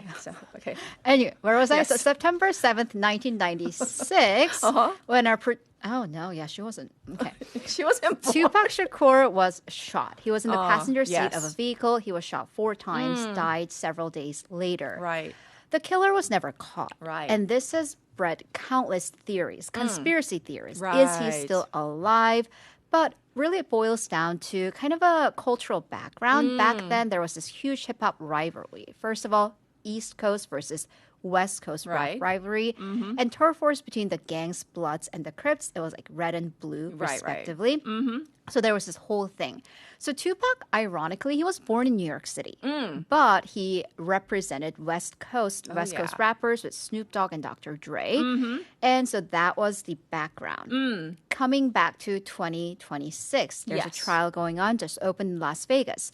Former gang leader Dwayne Keefe D. Davis, he is allegedly the mastermind behind that shooting. He didn't pull the trigger, but prosecutors are alleging that he basically had someone do it. So they're saying that Davis orchestrated a killing. He has denied the allegations and pleaded not guilty. Okay, so this is, to me, it's really fascinating, right? But how did this all come about 30 years later? A memoir that he wrote. Right.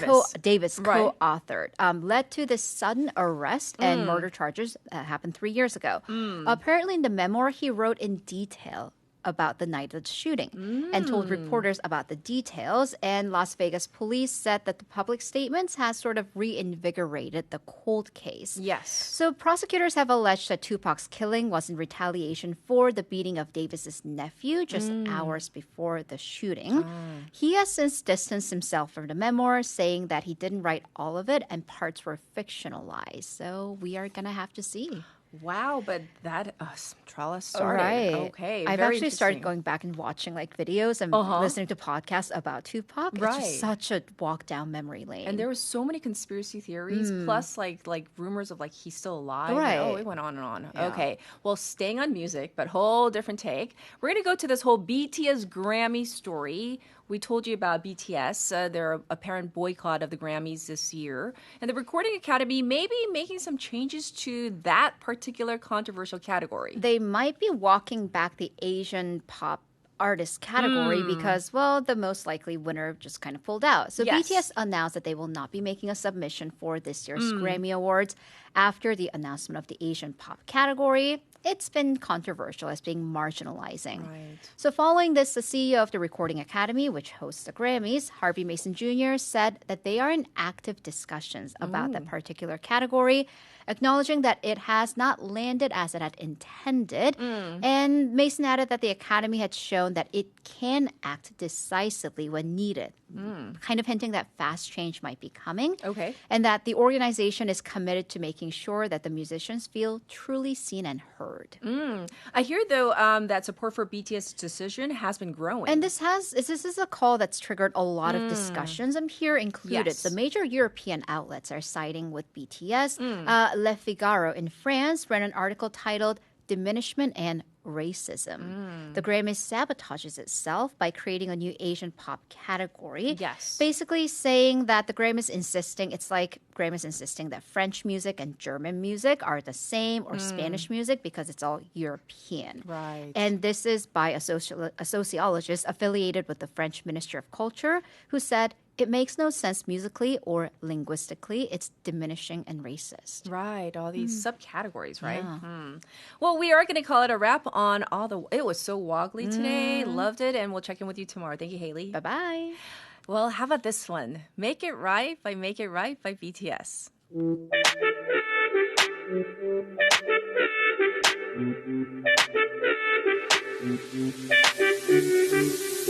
널 눈치챘던 순간 떠날만 했어 나 했어 all day all night 사막과 바다들을 건너 넓고 넓은 세계 헤매여 다녔어 baby I can make it better I can hold you tighter 그 먼 길 위에서 oh you're the light 저도 받지 못한 오늘 받지 못한 나를 알아줬던 담에서 그도 보이지 않던 영원의 밤 내게 아침을 선물한 건 너야 이제 그새 내가 잡아도 될까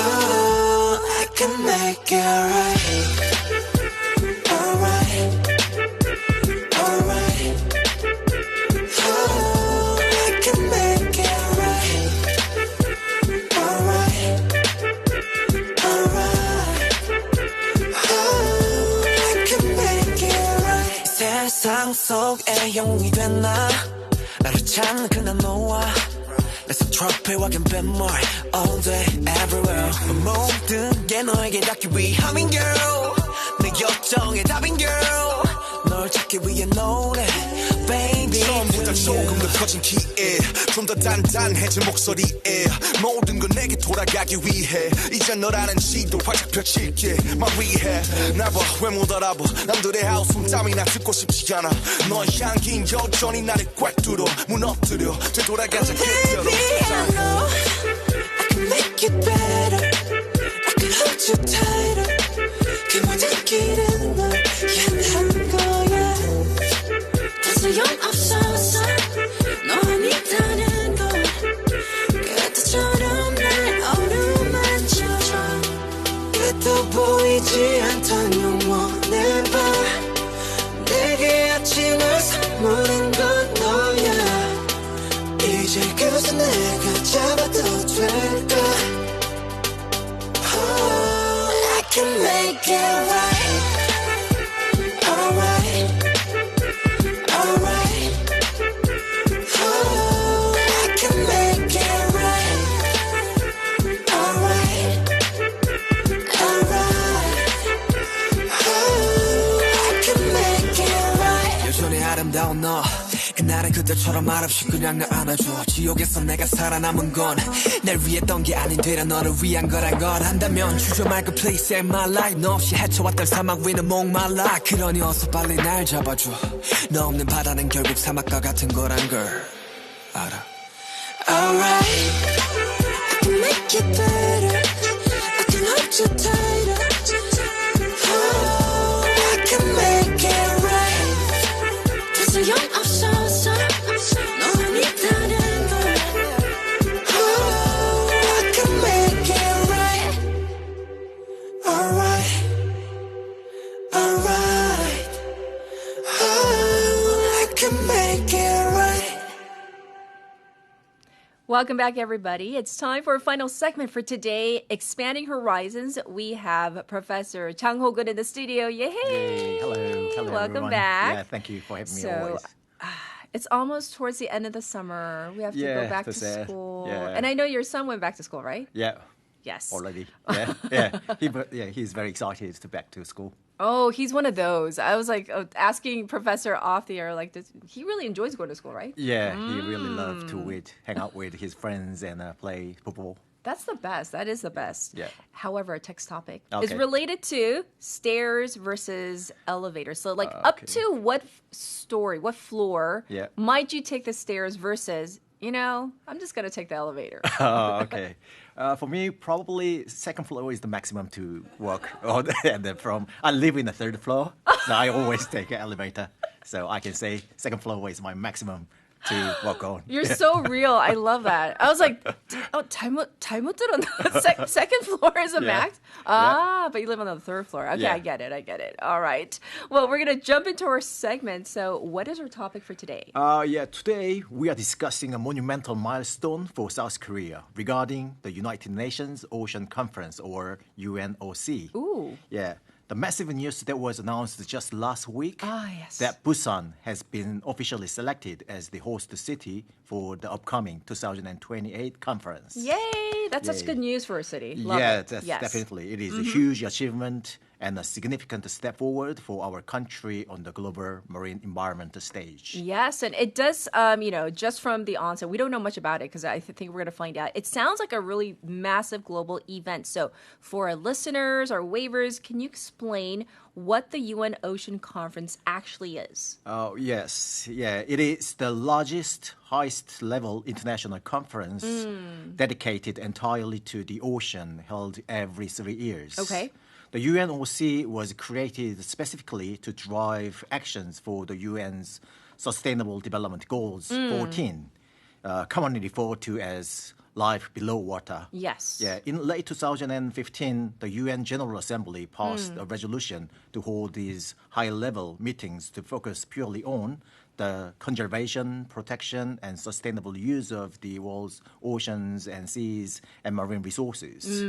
And also it brings together heads of the state, scientists, NGOs, and industry leaders. Yes. So you mentioned the SDG, the Sustainable Development Goal 14, life below water just now. So, we hear about SDGs, but apparently there are like 17 of them in total. Is that correct? Yeah, that's correct. So they're meant to be achieved by the year 2030.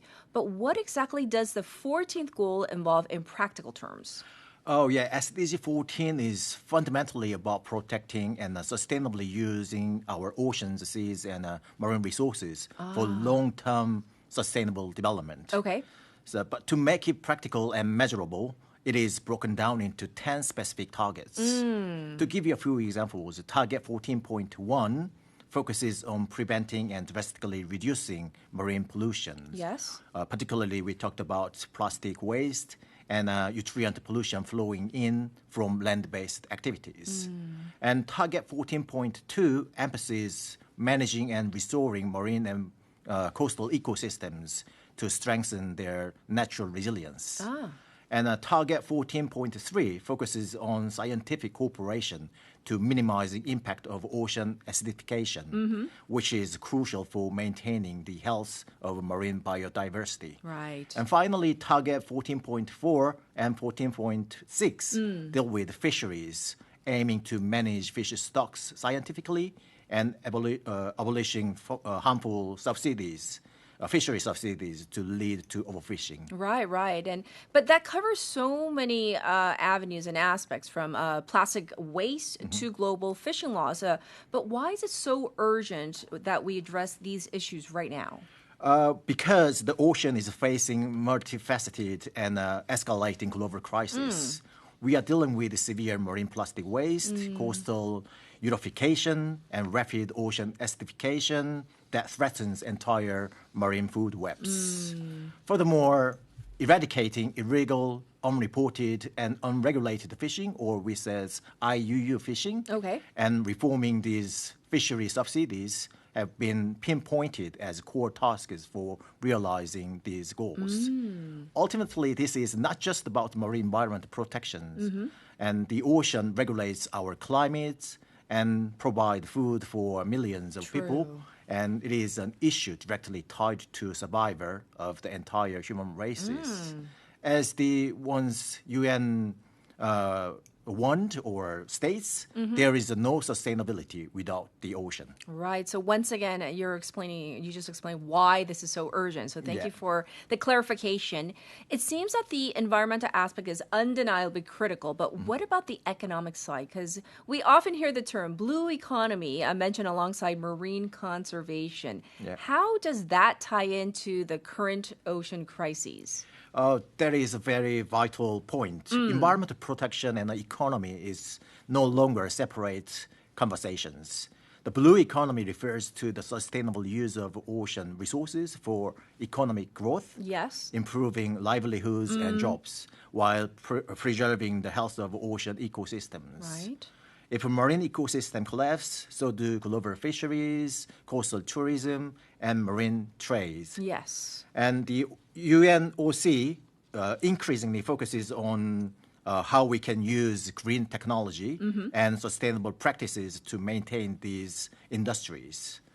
The transition to the blue economy means finding a way to profit from the ocean without destroying it. And that requires massive global investment and technological innovation. Yes, I'm sure.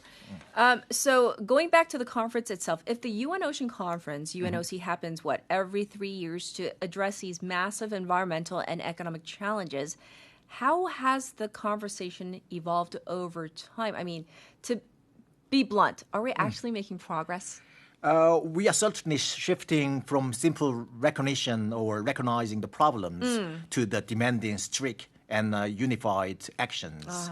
So in the first UNOC was held at the UN headquarters and co-hosted by Sweden and Fiji in 2017. Okay. The core message was our oceans, our future. Yes. It was largely about setting the initial norms and urging countries to start implementing SDG 14. Right.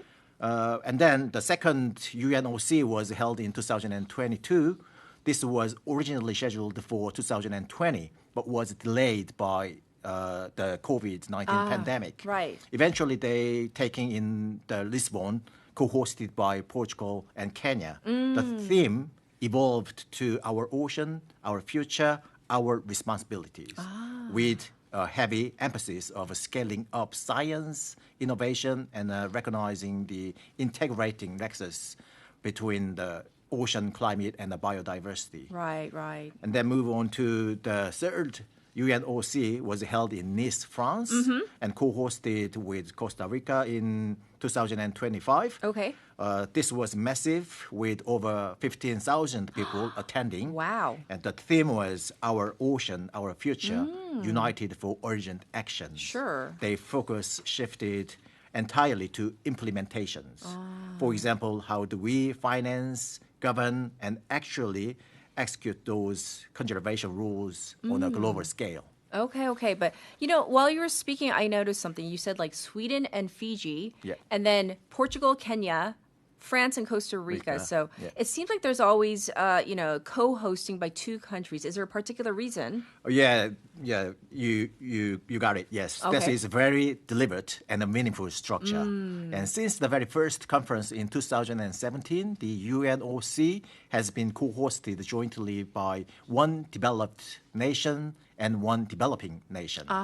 Typically, the developing nation hosted a high-level preliminary event the year before. Yes. And then developed country hosts the main event. I see. So this model ensures that the voices, challenges, and perspectives of developing countries who are often most vulnerable to ocean crisis equally represented alongside the developed countries with more resources. Oh, and I think that's so meaningful. I love that structure.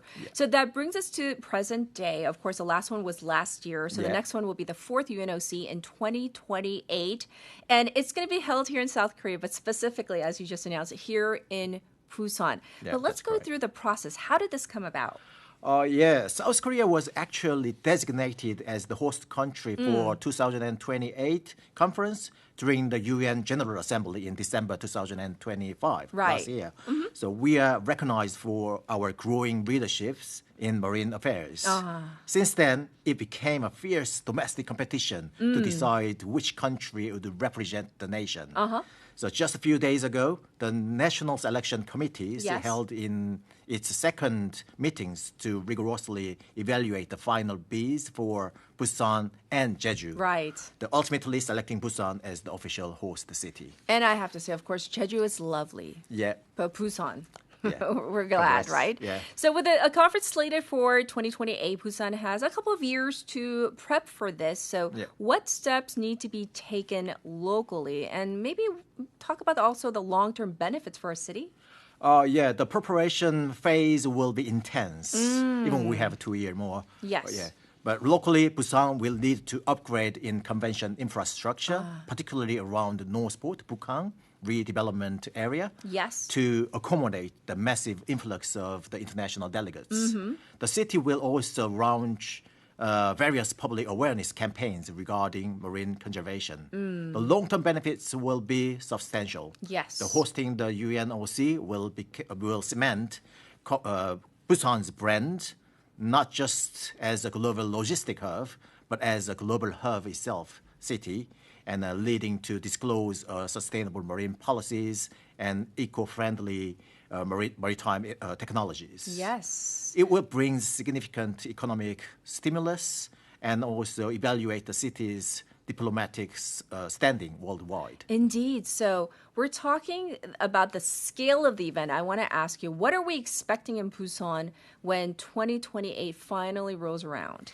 It will be absolutely monumental. And we are expecting around 20,000 attendees, drawing from 193 UN member states, international organizations, and NGOs. Through discussion on sustainable fisheries, aquaculture, and maritime tourism, global governments are trying to remind us that marine resources are not just objects to protect, but shared assets for future generations that requires a fair distribution and careful management. Right. Yeah, Busan is set to become a heart of these essential international agreements.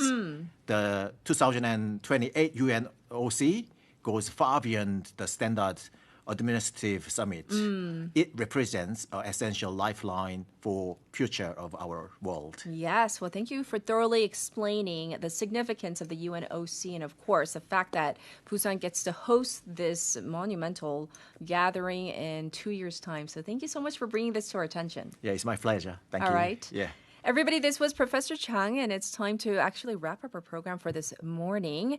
Well, we're going to leave you with this song. This is Castle on the Hill by Ed Sheeran. Wishing you a beautiful day. Thank you. When I was 6 years old, I broke my leg. And I was running from my brother and his friends. Tasted the sweet perfume of the mountain grass I rolled down. I was younger then. Take me back to when I found my heart, broke it, here, made friends and lost them through the years. And I've not seen the boring fields in so long. I know I've grown, but I can't wait to go home. I'm on my way, driving at 90 down those country lanes, singing to Tiny Dancer, and I miss the way you make me feel. It's real. We watch the sunset over the castle lonely. 15 years old and smoking hand-rolled cigarettes, running from the law through the backfields and getting drunk with my friends.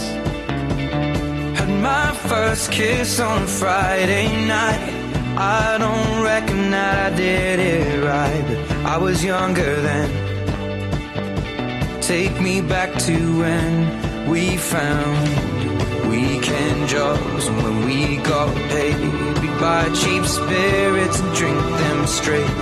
Me and my friends have not thrown up in so long. Oh, how we've grown, but I can't wait to go home.